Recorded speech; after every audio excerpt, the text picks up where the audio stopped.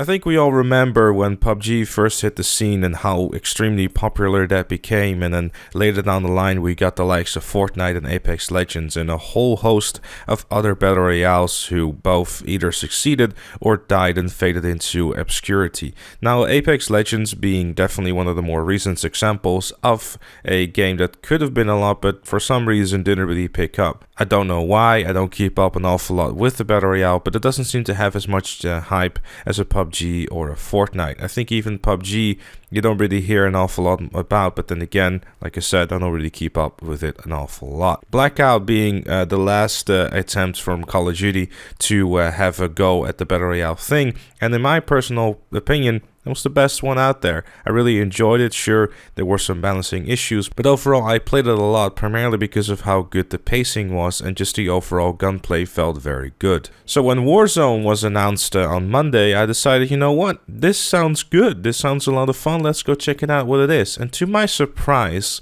Warzone is actually really good.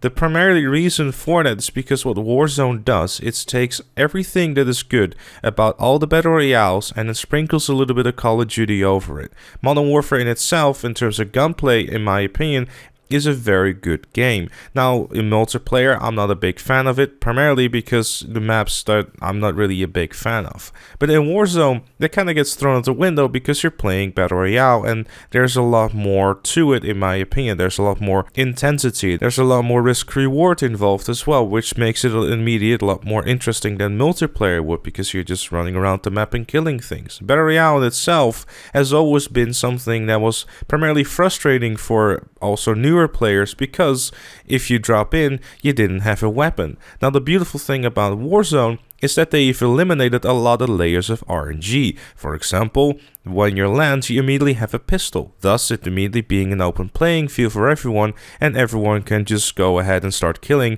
without the need of having to find a weapon first, thus making the beginning of the game immediately a lot more faster paced and don't have to rely on hoping that you might win a fist fight. Another great thing about Warzone 2 is the fact that you have auto regen health, which means that if you were to get shot, you don't have to spend the next 5 minutes panicking whether or not you have enough health, and it doesn't become a thing of you need to have at least 30 health items within your inventory in order to start winning your next gunfight, which again takes out another layer of RNG, which is great. The armor system within the game is also something that I'm really big fan of, because there's a very simple armor system of you have 3 plates, and with those 3 plates you can protect yourself for some additional damage. Now, if you compare this, for example, to other battle royales which you have like 3 levels of armor, in this game that's not the case. You have 3 armor plates you can equip, and you can also hold up to 5 armor plates, thus meaning that everyone will have the same amount of level of armor at all times, just depending on how many plates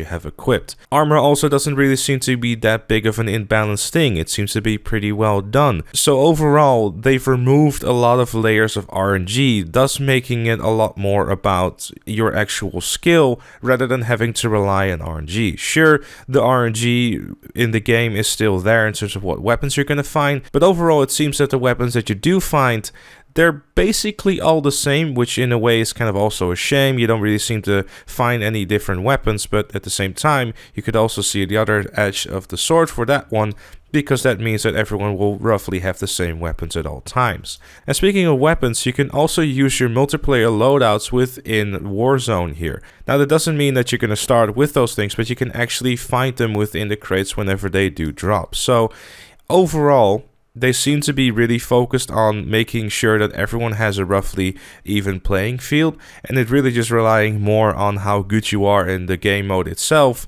versus having to rely on the fact whether or not you picked up a very overpowered gun at the start of the match. And the looting inside of the game is something that they've done very well too, because you don't spend an awful lot of time figuring out what kind of ammo you want to take with you. Instead, ammo is being picked up automatically, thus also eliminating a lot of RNG again, and also not wasting time standing still and just keeping the action moving. They seem to really have spent a lot of time making sure that the pace of the game is one of the main priorities, and it definitely shows. I haven't really seen an awful lot of people just sitting in the corner and camping, and sure, you got the odd people here and there sitting on the roof, but in a Battle Royale that does make sense because higher ground equals advantage, which is of course a good thing if you're trying to win. But even if you're not that good at Battle Royales and you really just still are at a disadvantage and you keep dying, that's not a problem in this game either, because you actually get a second chance or even a third chance or a fourth chance depending on how good your team is. If you die for the first time, you will send to the gulag, and yes, I know that is more so a meme, but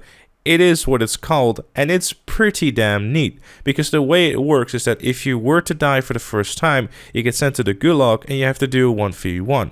If you win this 1v1, you'll be spawned back into the game. If you lose it, your team is going to have to revive you for $4,500, which you can do from the buy stations, which is a very neat little mechanic, and also giving a lot more opportunity for your team to stay in the game, and also, which I think not a lot of people are thinking about here, it helps with the pacing of the game too. Now obviously at one point you're no longer able to purchase your teammates back, and you're also not able to go to the gulag anymore, so they did think about that. But overall it does help with the fact that you're not really running out of people to shoot at, and most of the time, even though it looks like it's a big map, it doesn't really feel like that because you constantly have something going on. You can always hear some gunshots going on, there's always some action happening as far as I've been playing so far. So in general, I'm very positive about Warzone, and it is free to play, and no, this is not sponsored at all. So if you have a decent internet connection and you want to play it this weekend, I'd say go and download it. It's free for everyone.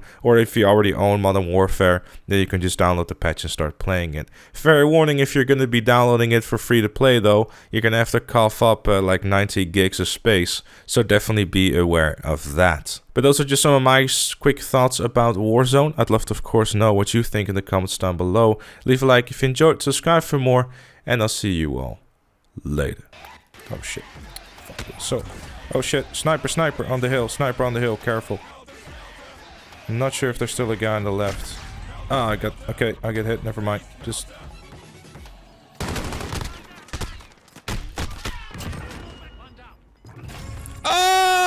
victory!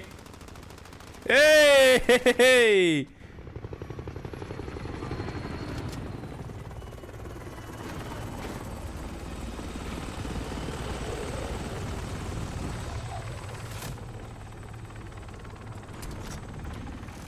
Good shit.